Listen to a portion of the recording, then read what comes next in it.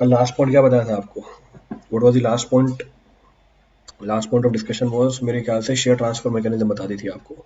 तो 4 मैकेनिज्म है जिससे शेयर ट्रांसफर होता है। एक, uncracked portion of concrete. Second, aggregate interlocking का vertical component. Third, double action of the longitudinal reinforcement. और चौथा हमारा था resistance offered by the shear reinforcement. जो पहली 3 कंपोनेंट है उसको हम जोड़ के क्या बोलते हैं? Share resistance of the concrete without shear reinforcement. तो पहले 3 कंपोनेंट को हमने जोड़ क्या बोला था? It was termed as shear resistance of the concrete without shear reinforcement. इसकी वैल्यू किस पे डिपेंड कर जाती है? शेयर स्ट्रेंथ के ऊपर डिपेंड कर जाती है, कंक्रीट के ऊपर। कंक्रीट की शेयर स्ट्रेंथ किस पे डिपेंड करती है? ग्रेड ऑफ कंक्रीट के ऊपर और परसेंटेज ऑफ स्टील के ऊपर। यहाँ पर आके मैंने कल बात खत्म करी थी। Here the entire statement was completed. अब मैं धीरे धीरे जा रहा हूँ कहाँ पर? इसके डिजाइनिंग की तरफ। तो आज हम बात करेंगे एक्चुअल स्ट्रेस डिस्ट्रीब्यूशन की। जो स्ट्रेस डिस्ट्रीब्यूशन मैंने आपको बता दिया था उसमें भी एक स्टेप आगे बता रहा हूँ, और हो सकता है पहली बार ये चीज सुन रहे हो, नहीं हो आप लोगों के लिए बात, तो इससे तसल्ली से बैठ के एनालाइज करना। तो now will be talking about actual shear stress distribution. Actual shear stress distribution. तो अब हम बात करेंगे एक्चुअल हमारा shear stress distribution क्या है।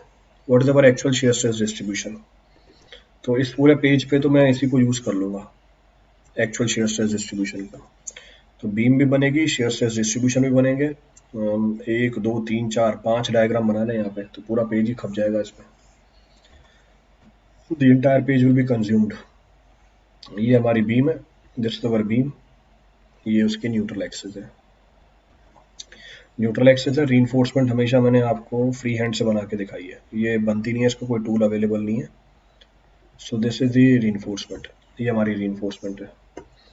अफेक्टिव डेप्थ डी, दूसरे कलर से मार्क कर देते हैं। अफेक्टिव डेप्थ डी, और जो साइज है, विड्थ है B. So this is the width of the beam, this is the depth of the beam. जो हमारा डिस्ट्रीब्यूशन डायग्राम आएगा वो यहीं तक ही निकल के आएगा। shear stress distribution diagram will come up till here only. So this is width B, this is depth D. अब जो एडिशनल चीजें हैं उसको मैं एलिमिनेट कर रहा हूँ। Whatever additional things are there I am eliminating that. ये एडिशनल चीजें हैं, ये सारी एलिमिनेट हो जाएंगी। All these will be eliminated off. अच्छा बताना, अगर ये आरसीसी सेक्शन नहीं होता, if this section would have been not RCC section, ये अनक्रैक्ड सेक्शन होता, तो स्ट्रेस डिस्ट्रीब्यूशन डायग्राम कैसा मिलता हमें? अगर ये अनक्रैक्ड सेक्शन होता तो हमें स्ट्रेस डिस्ट्रीब्यूशन डायग्राम आज मतलब मस्त, मतलब वीडियो क्वालिटी इतनी बढ़िया आ रही है आज। अच्छा नेट दूसरा है आज इसलिए, चलो कोई बात नहीं। अगर ये अनक्रैक्ड सेक्शन होता हमारा तो स्ट्रेस डिस्ट्रीब्यूशन डायग्राम क्या निकल के आती है? अनक्रैक्ड सेक्शन होता और होमोजीनियस होता, स्टील नहीं होती, सिर्फ रेक्टेंगुलर सेक्शन होता। So for uncracked homogeneous section the stress distribution diagram would have been what? हमारी स्ट्रेस डिस्ट्रीब्यूशन डायग्राम क्या निकल के आती? पैराबोलिक निकल के आती। Our stress distribution diagram would have been parabolic. इसमें डाउट है किसी को? Anybody is having doubt in this? जहां पर भी डाउट है रोक के पूछ लेना। तो हमारा स्ट्रेस डिस्ट्रीब्यूशन डायग्राम क्या निकल के आता? पैराबोलिक निकल के आता। क्लियर है? तो ये हमारा पैराबोला बना, फ्री हैंड से बना रहा हूँ, वैसे बनेगा नहीं। I am drawing it with free hand, कोई टूल अवेलेबल नहीं है पैराबोला बनाने के लिए। तो अनक्रैक्ड सेक्शन, अनक्रैक्ड या रेक्टेंगुलर सेक्शन के लिए हमारी स्ट्रेस डिस्ट्रीब्यूशन डायग्राम यही निकल के आती है। क्लियर है? ठीक करो। हाँ छोड़ा है सर ने सब्जेक्ट बोलने से पहले। क्या हो गया भाई, सर ने सारे क्या बकवास करते रहते हैं ये। कोर्स कंप्लीट करा दोगे ना सर? भाई तुम्हारी जान पहले निकल जाएगी। वो बोल रहा कोर्स कंप्लीट करा दोगे, तुम पहले हार मान जाओगे। इतना कोर्स करा दूंगा तुम ही भग जाओगे। इतना कोर्स करा दूंगा मैं, तुम ही भग जाओगे छोड़ के। तो अगर ये हमारा अनकरेक्ट सेक्शन होता और सिर्फ रेक्टेंगुलर सेक्शन होता कंक्रीट का जिसमें कोई रीइंफोर्समेंट नहीं होती, then the stress distribution diagram would have been parabolic. उसमें स्ट्रेस डिस्ट्रीब्यूशन डायग्राम पैराबोलिक निकल के आती। तो ये वैल्यू हमें पता है, this is known to us. तो ये वैल्यू हमें जानकारी है। क्लियर है? तो उसको लिख देता हूं, ये किसके लिए? For uncracked section. This is for uncracked section. So this is for uncracked section.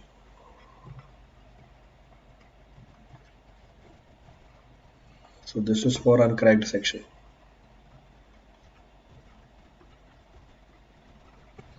ये uncracked section के लिए.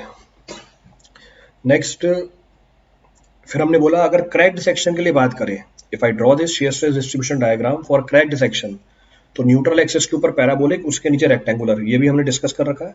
This is also being discuss by us. तो अगर मैं ये stress distribution diagram cracked section के लिए बनाऊं, तो न्यूट्रल एक्सिस के ऊपर कैसा निकल के आता है? न्यूट्रल एक्सिस के ऊपर तो निकल के आता है पैराबोलिक, और उसके नीचे कैसा निकल के आता है? उसके नीचे निकल के आता है रेक्टेंगुलर. ये भी हमने डिस्कस कर रखा है. This is for cracked section, तो मैंने लिख दिया नीचे फॉर क्रैक्ड सेक्शन.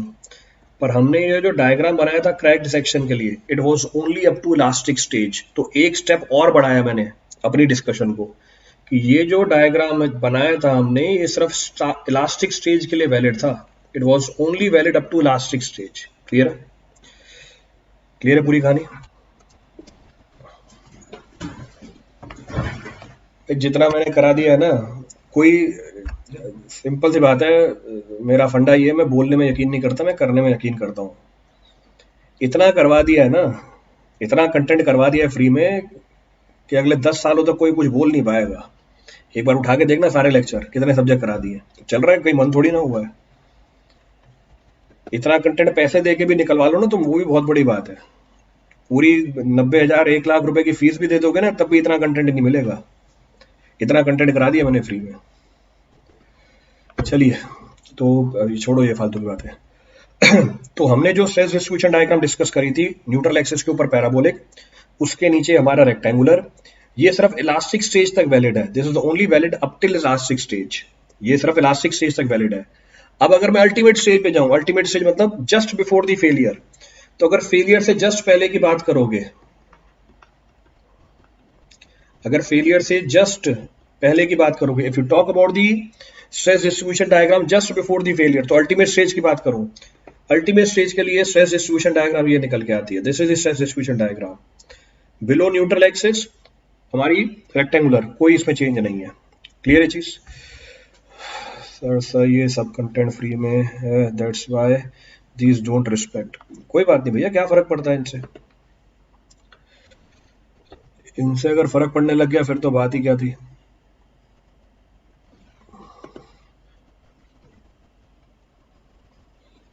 नेक्स्ट हमारा ये है. अरे यार ये दिखता नहीं है, यही दिक्कत है इसके अंदर. दिखता नहीं है, दिखाने के लिए क्या करते हैं, पहले बनाते हैं पैराबोलिक, फिर इसको बनाते हैं स्ट्रेट लाइन. चलो अब ठीक है. अगर हम बात करें अल्टीमेट स्टेज की, अब ध्यान रखना ये नई चीज हो सकती है. For cracked section only, cracked section के लिए ही अगर मैं अल्टीमेट स्टेज पे स्ट्रेस डिस्ट्रीब्यूशन डायग्राम की बात करूं, इनिशियल पोर्शन होता है लीनियर. तो ये हमारा कैसा है? पैराबोलिक है. This is parabolic. ये पूरी स्ट्रेस डिस्ट्रीब्यूशन डायग्राम हमारी पैराबोलिक है. This entire stress distribution diagram is parabolic. तो स्ट्रेस डिस्ट्रीब्यूशन डायग्राम पैराबोलिक. ये भी कैसी है? पैराबोलिक है. ये कैसी है? ये स्ट्रेस डिस्ट्रीब्यूशन डायग्राम कैसा है? Rectangular. This is rectangular. Initial portion में यहां पे स्ट्रेस डिस्ट्रीब्यूशन डायग्राम लीनियर आती है. After that it is parabolic. उसके बाद पैराबोलिक है, और उसके नीचे कैसी है? Rectangular. So below neutral axis it is rectangular. तो अल्टीमेट स्टेज में क्या है? इनिशियल पोर्शन लीनियर है, followed by the parabolic, followed by the rectangular distribution neutral axis के नीचे. अब ये एक्चुअल स्ट्रेस डिस्ट्रीब्यूशन डायग्राम है हमारे, पर हमारा कोड क्या बोलता है? हमारा, अब देखना तुम खुद ही बोल दो, मैं तो कुछ बोलूंगा ही नहीं. अब हमारा कोड क्या बोलता है? हमारा कोड बोलता है आपको स्ट्रेस डिस्ट्रीब्यूशन डायग्राम क्या माननी है? आपको स्ट्रेस डिस्ट्रीब्यूशन डायग्राम तो ये मान लिया. तो भैया इतना काहे हमसे मेहनत कराते हो भाई? इतनी मेहनत काहे कराते हो हमसे? तो ये हमारा स्ट्रेस डिस्ट्रीब्यूशन डायग्राम कोड ने माना हुआ है. तो this is the stress distribution diagram as per our code. तो ये एज पर अवर कोड है. सो एज पर कोड, तो IS 456 बोलते हैं स्ट्रेस डिस्ट्रीब्यूशन डायग्राम ये मानो कांस्टेंट, यानी रेक्टेंगुलर मान लो पूरा. सो this is our stress distribution diagram. ये हमारी स्ट्रेस डिस्ट्रीब्यूशन डायग्राम है. तो अज्यूम हम क्या करके चलते हैं? रेक्टेंगुलर. और ये सवाल है आपका इनफैक्ट ये गेट में आया हुआ है problem, this problem is asked in the GATE. तो मैंने आपको स्टेप बाय स्टेप सारी चीजें बता दी हैं, step by step everything I have mentioned here. तो अगर ये हमारा अनकरेक्ट सेक्शन होता, सिर्फ कंक्रीट का रेक्टेंगुलर सेक्शन होता, तो क्या निकल के आता? पैराबोलिक। अगर एक क्रैक्ड सेक्शन होती, if this is cracked section, तो न्यूट्रल एक्सिस के ऊपर पैराबोलिक, न्यूट्रल एक्सिस के नीचे रेक्टेंगुलर। ये इलास्टिक स्टेज की बात है। अगर अल्टीमेट स्टेज की बात करें, न्यूट्रल एक्सिस के ऊपर initially linear followed by parabolic, neutral axis के नीचे रेक्टेंगुलर। कोड बोलता है भैया आप क्या करो, आप उसको कांस्टेंट मान लो, रेक्टेंगुलर मान लो पूरी डेप्थ के लिए। तो पूरी इफेक्टिव डेप्थ के लिए क्या है, ये रेक्टेंगुलर है।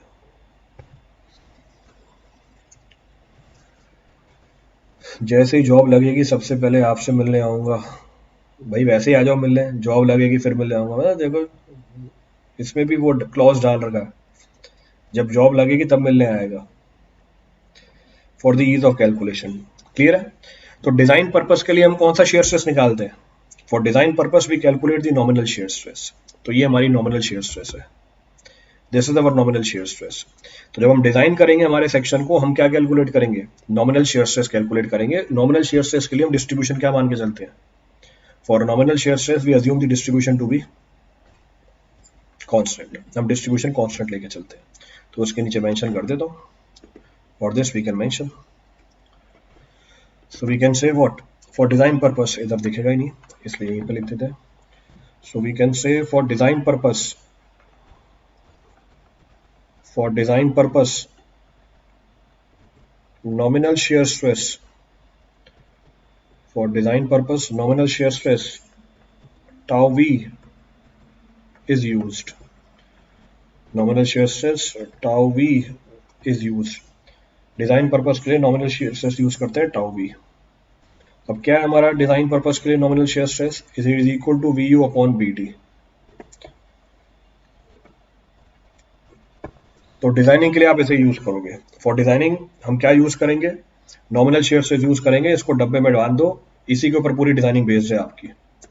अब इसमें जो पैरामीटर है उसको मेंशन कर देता हूँ। वीयू क्या है हमारा? फैक्टर्ड शेयर फोर्स है। So what is V U here? This is factored shear force. तो वीयू हमारी फैक्टर्ड शेयर फोर्स है। बी और डी क्या है? विड्थ है और इफेक्टिव डेप्थ है। तो B is width of section, D क्या है हमारी? Effective depth of section. D is effective depth of section, effective depth of section, ये हमारी इफेक्टिव डेप्थ है सेक्शन की। अभी तक की पूरी स्टोरी में कोई सा ही पॉइंट रिपीट कर लो, अभी तक की पूरी स्टोरी में कोई सा ही पॉइंट रिपीट कर लो। तो डिजाइनिंग हमेशा होगी किसके लिए? नॉमिनल शेयर स्ट्रेस के लिए। नॉमिनल मतलब एवरेज शेयर स्ट्रेस ही है वो। तो जो शेयर स्ट्रेस हमने कंसीडर किया है वो एवरेज ही कंसीडर कर रखा है। क्लियर है? रिपीट करना है इस पे? कुछ कहाँ चले जाते हैं ये?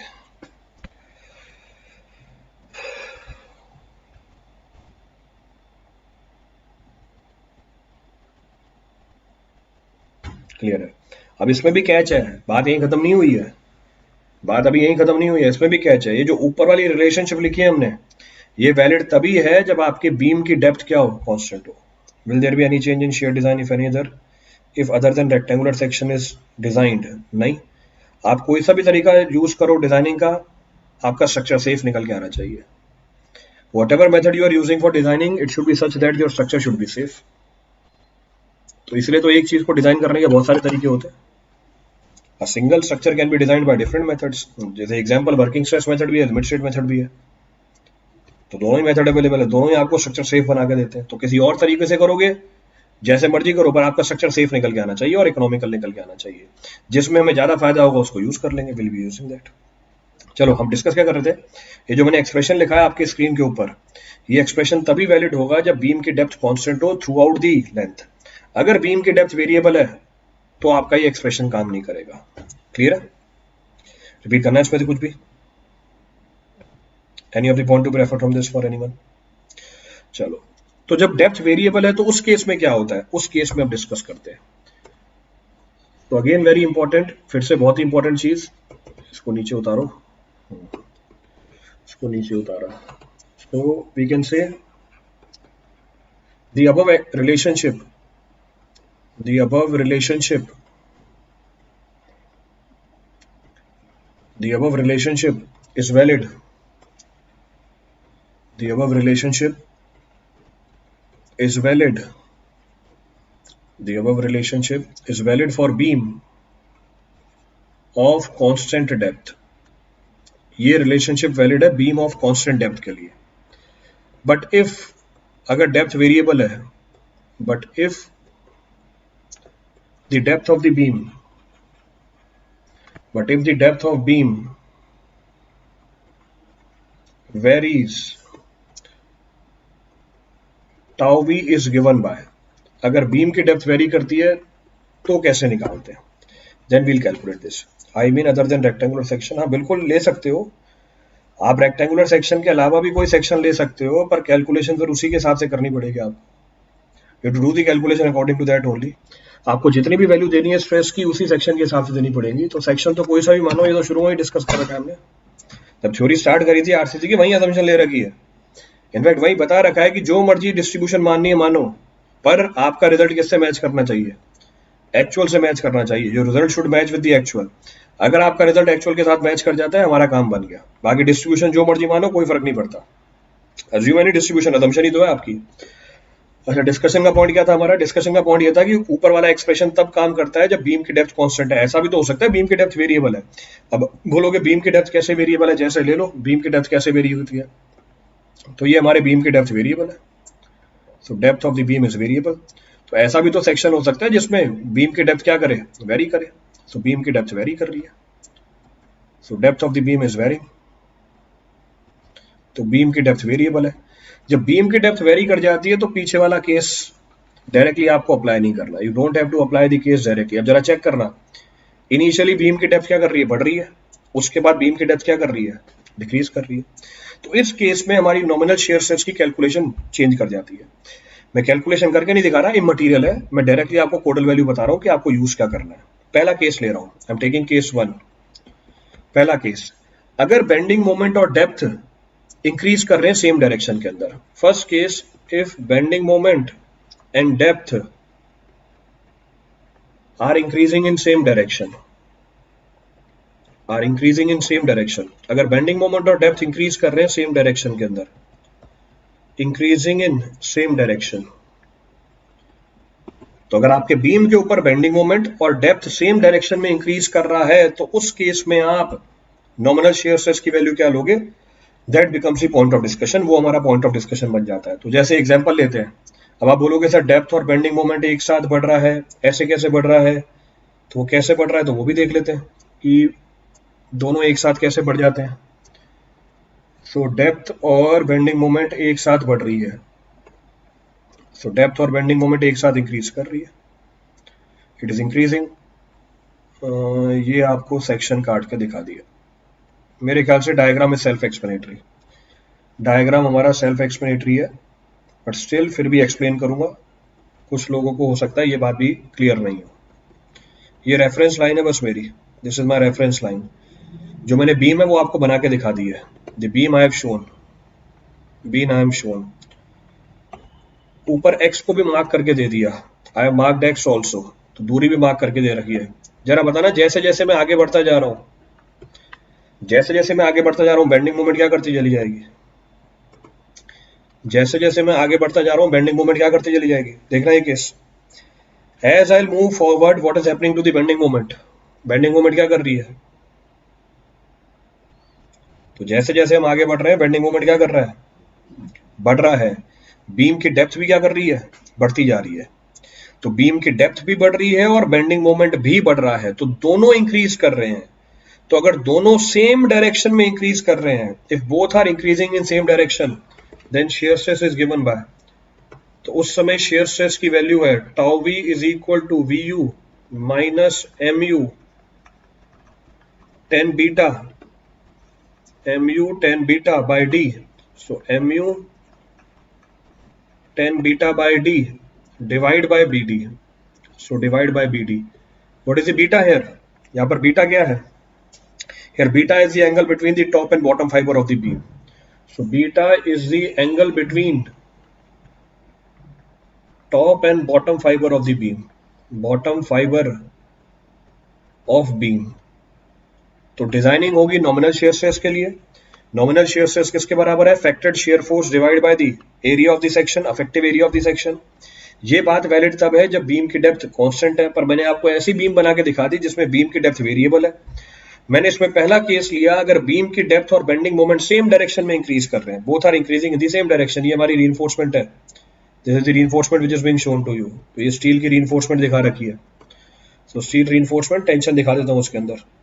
सो this is the tension, so this is the tension. तो ये टेंशन है, स्टील रीइंफोर्समेंट हमारी है। तो उस केस के अंदर, in that case, shear stress is given by the following relationship. Clear है? Tapered cantilever beam with depth increasing towards the fixed end. बिल्कुल है, क्या दिल जीत लिया किशन कुमार ने। पूरी स्टेटमेंट अंग्रेजी में और टेक्निकल और बिल्कुल सही। एग्जांपल है taper cantilever beam with depth increasing towards the fixed end, बिल्कुल सही बात बोली। सर ऐसा सेक्शन ही क्यों प्रोवाइड किया जहां डेप्थ इंक्रीज हो रही है? देखो वास्को डी गामा, तुम बस गोवा घूमते रहो। वो देखो कृष्ण कुमार ने, इसने अपनी वाटिका से जवाब दे दिया तुम्हें। तुमने गोवा में रह के क्या उखाड़ लिया? वो देखो कृष्ण कुमार का जवाब। Cantilever beam, bending moment maximum होता है फिक्स्ड एंड पे, मिनिमम होता है फ्री एंड पे। तो मटेरियल बचाने के लिए हम उसकी डेप्थ रिड्यूस करते जाते हैं। मटेरियल बचाने के लिए इसकी डेप्थ को रिड्यूस किया जाता है, इसलिए बीम की डेप्थ कांस्टेंट नहीं रहती। बीम की डेप्थ कांस्टेंट नहीं दी, हमने वेरी कराई है। Depth of the beam is varied. ये फॉर्मूला कैसे आया? डिराइव करके आया, फोर्स बैलेंस इक्वेशन लगाई है, force balance equation is applied, तब निकल के आई है ये। डेरिवेशन देखना, नोट्स उठा के देख लो मेरे, उसमें डेरिवेशन भी दिख जाएगी। Next page. To make section economical, हाँ बिल्कुल, सेक्शन इकोनॉमिकल बनाने के लिए। केस 2,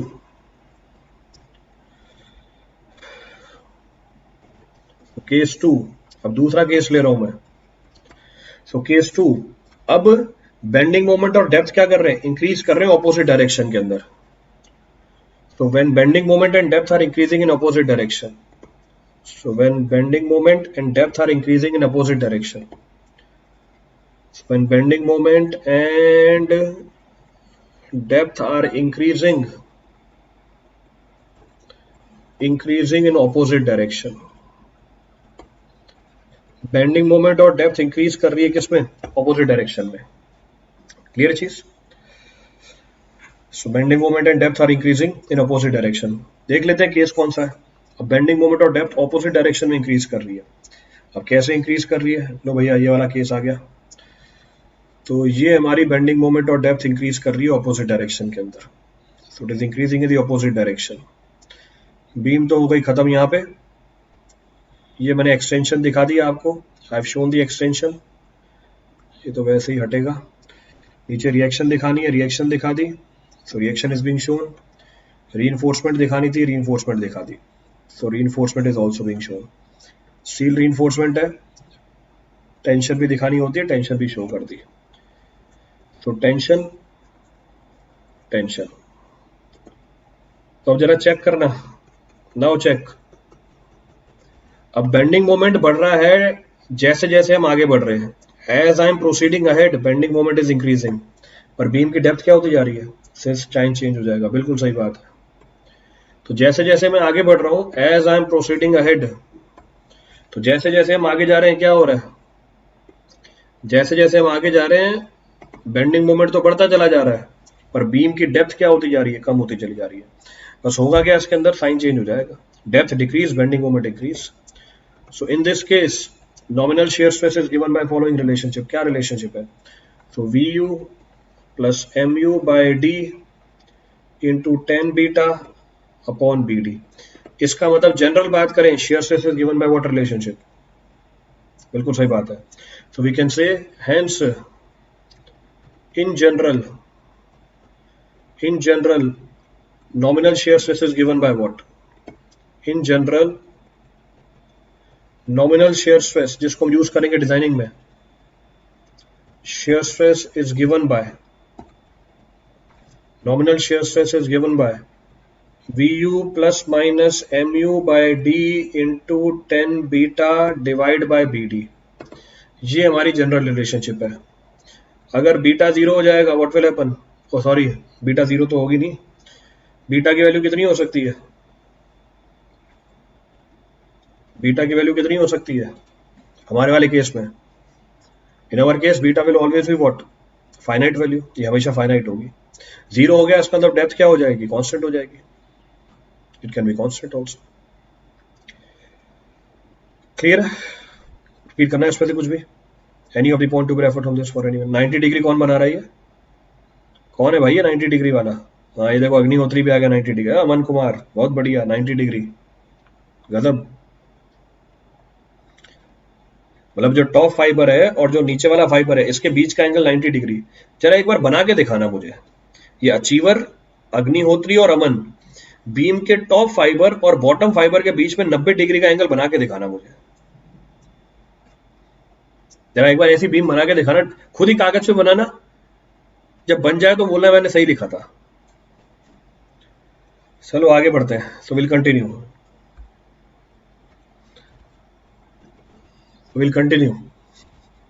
आगे बढ़ते हैं। अच्छा, अगला पॉइंट ऑफ डिस्कशन क्या है? कल मैंने आपको 3 मैकेनिज्म बताए थे जो बीम की इंटरनल प्रॉपर्टी थी जिसकी वजह से वो शेयर को रेजिस्ट कर रहा था, because of which it was resisting the share. और जो चौथा मैकेनिज्म था वो शेयर रीइंफोर्समेंट की वजह से आ रहा था। अब आपको ध्यान रखना है, under no circumstances even with the shear reinforcement, अगर आपने शेयर रीइंफोर्समेंट भी दे दिया है, हमारी नॉमिनल शेयर स्ट्रेस जो भी कैलकुलेट करी है ये maximum value of shear stress से ज्यादा नहीं होनी चाहिए। क्लियर है चीज? हाँ सर, इनको बोलो टेलीग्राम पे सेंड करें। 90 डिग्री पे डेप्थ इनफाइनाइट हो जाएगा। अच्छा, 90 डिग्री पे डेप्थ इनफाइनाइट हो जाएगा। सॉरी सर, वैल्यू रखने को बोल रहे थे। 90 डिग्री रखेंगे तो वी यू बाई डी। अच्छा, 10 बीटा, तो 90 डिग्री रखूंगा तो V U by B D आएगा। ये देखो दूसरा अग्निहोत्री, मतलब एक चीज को डिफेंड करने के लिए दूसरी चीज बोल रहा है। तो अगर मैं बीटा की वैल्यू 90 डिग्री रखूंगा तो V U by B D आएगा। कौन है भाई ये? भाई क्या बोल रहे जा रहे हो पुष्पेंद्र? अरे भैया, जब दोनों नहीं मिल रहे हैं तो इनके बीच का एंगल कितना हो गया? दो पैरेलल लाइन के बीच का एंगल कितना होता है? तो कुछ भी बोले जाना है। दो पैरेलल लाइन के बीच का एंगल 90 डिग्री होता है। गजब। तो अगर डेप्थ कांस्टेंट है तो टॉप फाइबर बॉटम फाइबर के पैरेलल है और इनके बीच का एंगल कितना है? 90 डिग्री। अच्छा, ये दूसरा है इन्फिनिटी होता है। दो पैरेलल लाइन के बीच का एंगल इन्फिनिटी होता है। देखो शुभम, गजब गजब लोग हैं। अग्निहोत्री, पुष्पेंद्र, ये दूसरा आया शुभम, इन्फिनिटी एंगल होता है इनके बीच में। जय हो।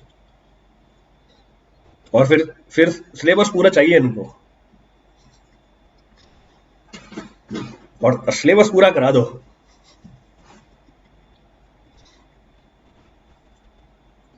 चलो आगे बढ़ते हैं। सो विल कंटिन्यू,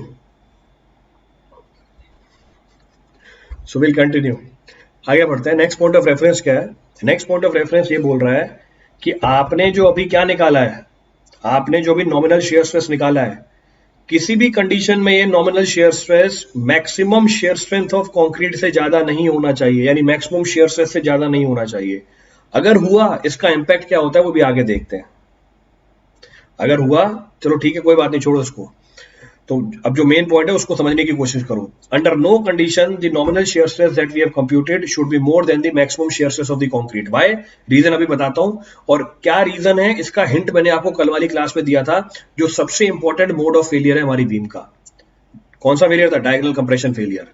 अगर आपका nominal shear stress maximum shear stress से ज्यादा हो गया, डायगोनल कंप्रेशन निकल के आ जाएगी, और उसके लिए आपने कोई एफर्ट नहीं लगा रखा या कोई डिजाइनिंग नहीं होती है उसके लिए, बस ये कंडीशन का ध्यान रखा जाता है। इसीलिए ये कंडीशन बहुत ही इंपॉर्टेंट बन जाती है। क्या इंपॉर्टेंट बन जाती है?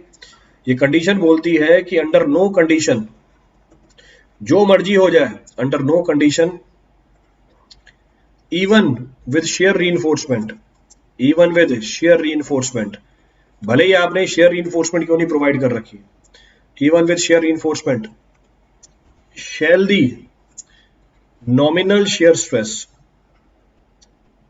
nominal shear stress, shall the nominal shear stress tau v in the beam, in the beam must exceed, in the beam must exceed maximum value of shear stress, maximum value of shear stress। ये maximum shear stress से ज्यादा नहीं होना चाहिए, shall exceed the maximum value of shear stress. तो चाहे कुछ भी हो जाए, आपका नॉमिनल शेयर स्ट्रेस किससे ज्यादा नहीं होना चाहिए, मैक्सिमम शेयर स्ट्रेस से ज्यादा नहीं होना चाहिए। अभी जो मैक्सिमम शेयर स्ट्रेस है ये किसके ऊपर डिपेंड कर जाता है, it depends upon the grade of concrete, it depends upon grade of concrete, it depends upon grade of concrete. तो ये टेबल दी हुई है हमारे कोड के अंदर, मैं बता देता हूं आपको, क्योंकि सिंपल सी चीज है, आपको ध्यान भी रखनी है, ऑब्जेक्टिव आते हैं इसके ऊपर, you will find the objective on this. तो ये वैल्यूज तो आपको याद होनी चाहिए। So M15, M20, then M25, M30, M35, M40 and above. तो इसके लिए आपको टाउ सी मैक्स का तो वैल्यू ध्यान रखना ही है। तो टाउ सी मैक्स का वैल्यू 2.5, 2.8, 3.1, सारी वैल्यू ऑब्जर्वेशन बेस्ड है। All the values are observational based on the basis of the test we have found this. Test के बिहाफ पे हमने ये निकाल रखा है। क्लियर चीज, कोई सा पॉइंट रिपीट करना उसमें से, any of the point to be referred from this for anyone. 0.64 square root of F C K, बिल्कुल सही बात है। So we can say here tau c max, so here tau max is equal to, बिल्कुल सही बोला प्रीतम बैनर्जी ने, आपने 0.64 बोला, राउंड ऑफ करके मैं आपको एग्जैक्ट बता रहा हूँ, 0.631 स्क्वायर रूट ऑफ एफसी के, ये एग्जैक्ट वैल्यू होती है। आप 0.64 बोल सकते हो, यू कैन से 0.64 ऑल्सो, आप 0.64 बोल सकते हो। अच्छा, कॉन्सेंट्रेट करो, वापस जो बता रहा हूँ, अगर आपका nominal shear stress maximum shear stress से ज्यादा आ रहा है, रीडिजाइन कर दो, रीडिजाइन दी बीम। कैसे रीडिजाइन करूंगा, मेरे को टाउ वी की वैल्यू क्या करनी है, टाउ सी से छोटी करनी है, मैं डेप्थ बढ़ा दूंगा बीम की, या ग्रेड ऑफ कंक्रीट बढ़ा देंगे, और we'll increase the grade of concrete. So we can say if tau V is greater than tau C max, if tau V is greater than tau max, then redesign the beam. So then दो options available है, so then redesign the beam, then redesign the beam, redesign the beam, ये objective है, बहुत ही important आपके लिए। Redesign the beam by increasing its depth, उसकी depth को बढ़ा दो, by increasing its depth, by increasing its depth, और provide higher grade of concrete, provide higher grade of concrete,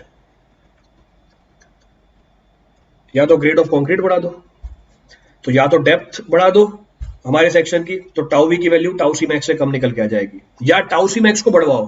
tau C max को कैसे बढ़वाया, ग्रेड ऑफ कंक्रीट को बढ़ा दिया, I have increase the grade of the concrete. Clear है पूरी कहानी, repeat करना है इस पर कुछ भी, any of the point to be referred from this for anyone, कोई सा पॉइंट रिपीट करना हो इस पूरी स्टोरी में से, कोई सी भी चीज रिपीट करनी हो इस पूरी कहानी में से, किसी के लिए भी।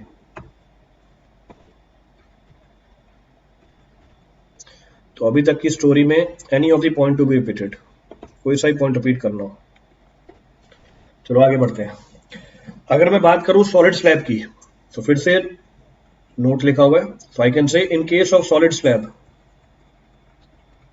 अगर सॉलिड स्लैब की बात करें, आगे डिफाइन करेंगे सॉलिड स्लैब को, will design that tau V should not be more than 0.5 times of tau C max.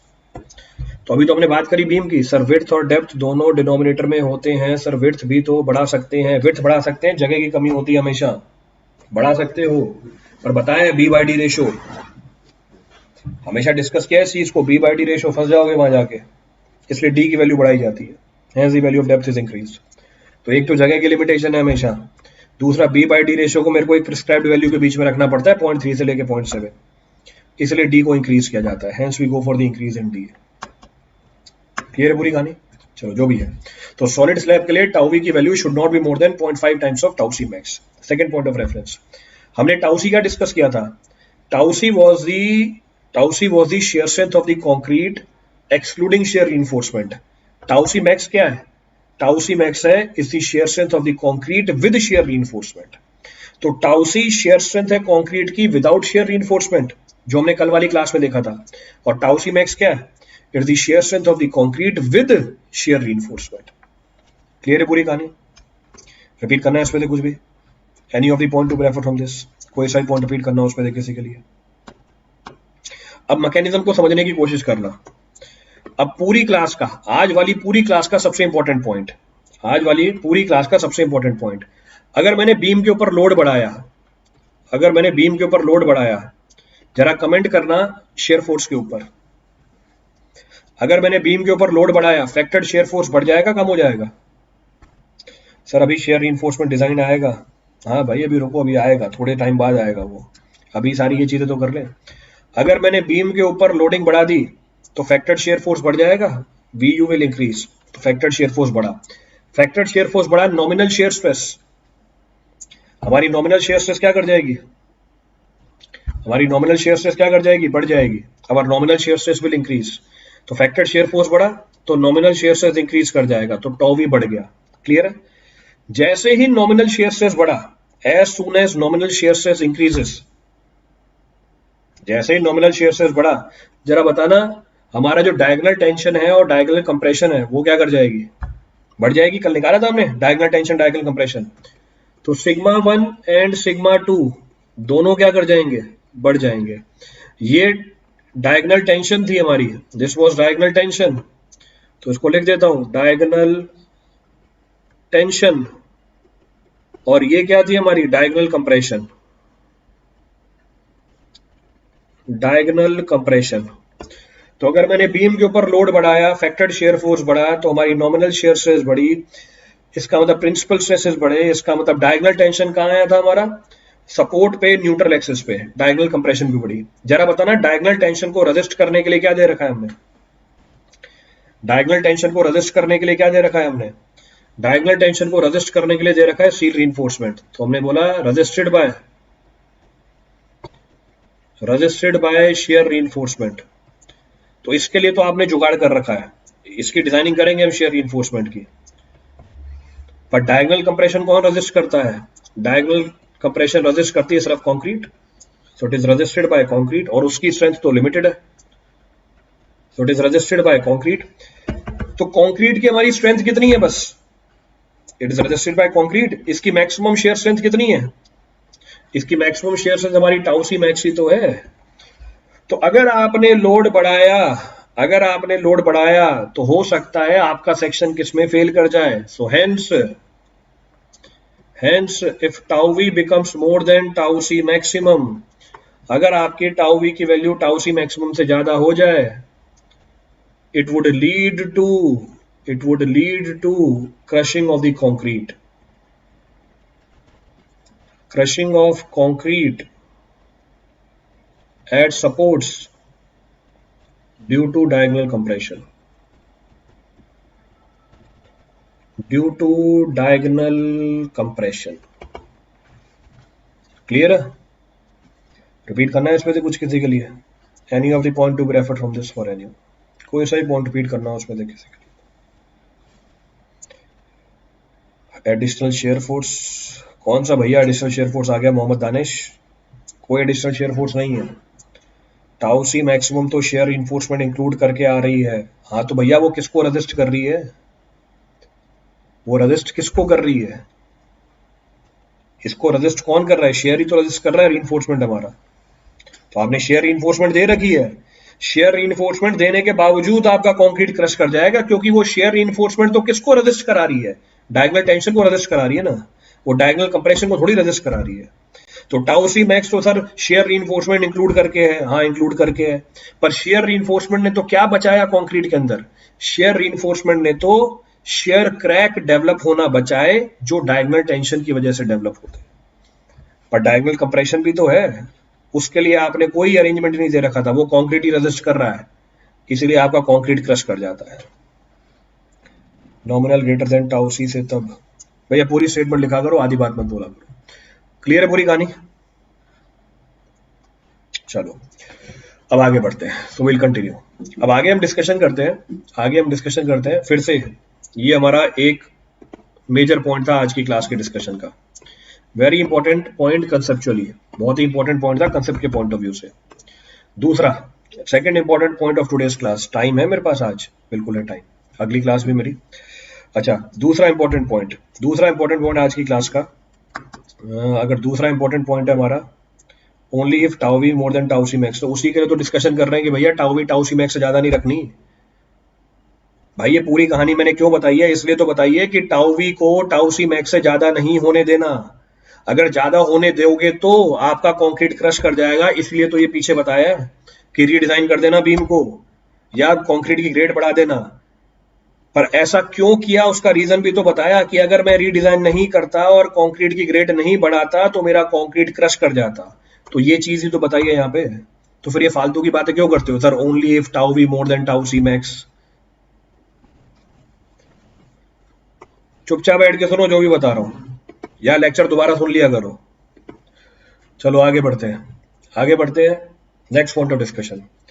अब हमारा नेक्स्ट पॉइंट ऑफ डिस्कशन ये है कि जब मैं शेयर के अगेंस्ट रीइंफोर्समेंट प्रोवाइड करूंगा, कहने का मतलब है जो शेयर डेवलप हुआ हमारा वो कंक्रीट की शेयर स्ट्रेंथ से ज्यादा है, यानी टाउ वी टाउ सी से ज्यादा है। अगर टाउ वी टाउ सी से ज्यादा है आपको शेयर रीइंफोर्समेंट देनी पड़ जाएगी। You have to provide the shear reinforcement. अब सवाल ये है कि मैं शेयर रीइंफोर्समेंट कैसे प्रोवाइड करूं? दो ऑप्शन है मेरे पास। हम शेयर रीइंफोर्समेंट वर्टिकल भी दे सकते हैं, हम शेयर रीइंफोर्समेंट इंक्लिनेशन पे भी दे सकते हैं। इस बात को समझने के लिए, to make you explain this point, मैं एलिमेंट बना रहा हूं। हमें पता है कि जो शेयर क्रैक डेवलप होता है वो किसकी वजह से डेवलप होता है। We are known to the fact that shear crack is developed because of diagonal tension. तो शेयर क्रैक डेवलप होती है डायगोनल टेंशन की वजह से। तो ये हमारा शेयर स्ट्रेस है। सो this is our shear stress. ये डायगोनल टेंशन है, ये हमारी डायगोनल टेंशन है। सर पीडब्ल्यूडी लाइसेंस में स्टेट सेल्स टैक्स ऑफिसर ने 10,000 पेनल्टी लगा दी, रिटर्न फील्ड नहीं की थी, तो क्या करें? तो आप वर्टिकल रीइंफोर्समेंट प्रोवाइड कर दो। Provide the vertical shear reinforcement.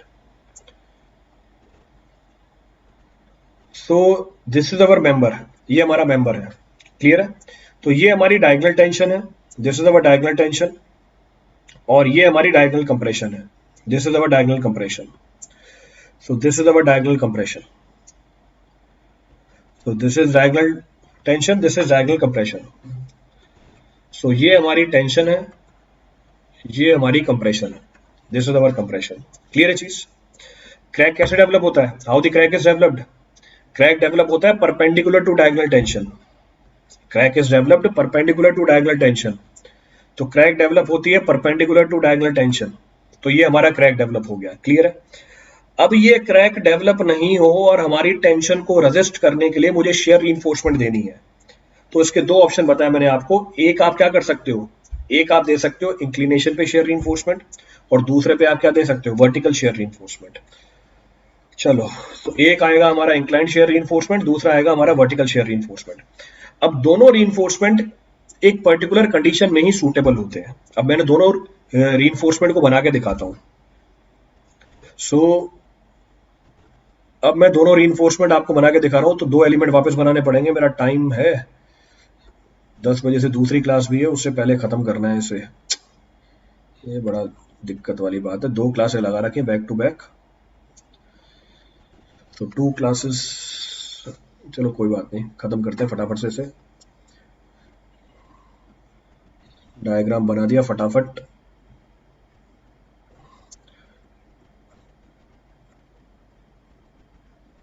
और हाँ, रीइंफोर्समेंट वर्टिकल वाली देना, वर्टिकल रीइंफोर्समेंट देना, उसे ज्यादा इफेक्टिव होगी। इंक्लिनेशन में मत देना, वर्टिकल दे देना,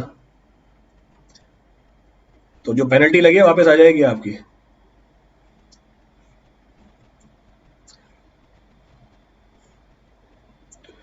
सो टेंशन कंप्रेशन, तो tension compression,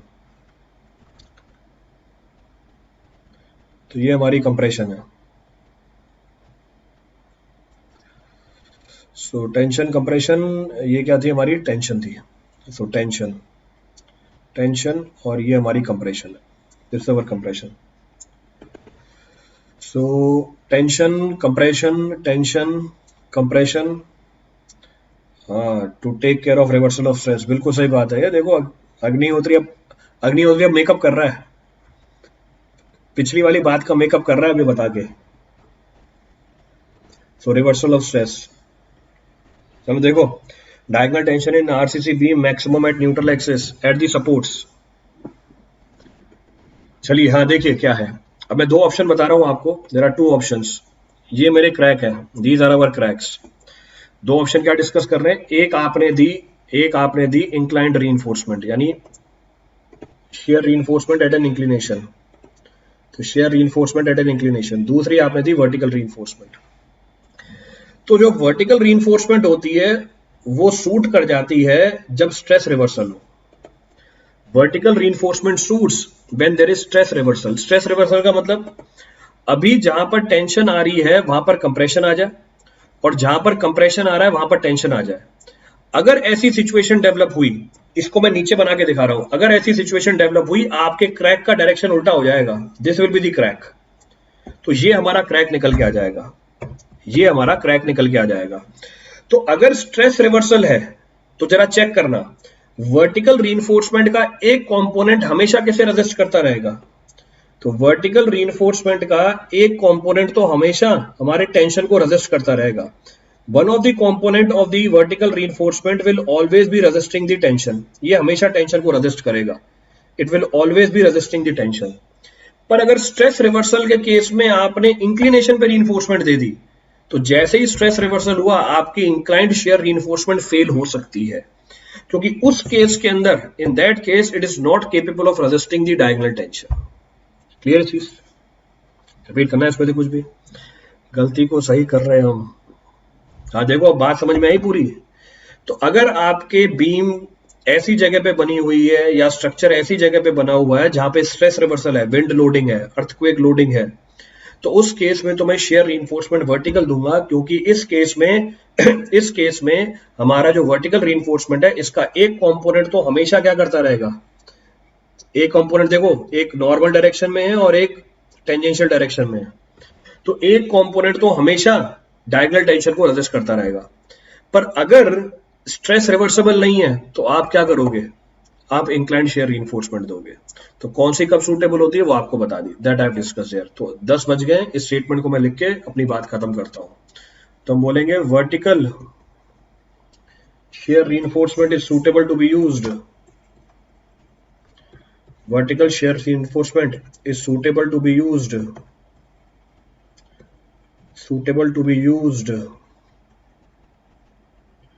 where stress reversal is found, जहां पर हमें क्या मिले, स्ट्रेस रिवर्सल मिले। क्लियर है, चलो हो गया, अब बाकी कल करते हैं, रेस्ट विल डू टुमारो। बाकी कल करते हैं, अभी दूसरी क्लास है मेरी, I have the other class also. It is required to do LSM for water tanks or working stress method will be sufficient since code has been reaffirmed in March 2021 and incorporate LSM value. Everything which is there in your code is in your syllabus. जो भी चीजें आपके code में दे रखी है वो सारी चीजें आपके सिलेबस के अंदर है, कुछ भी उठा के कहीं से भी पूछ सकता है। Anything can be asked from anywhere.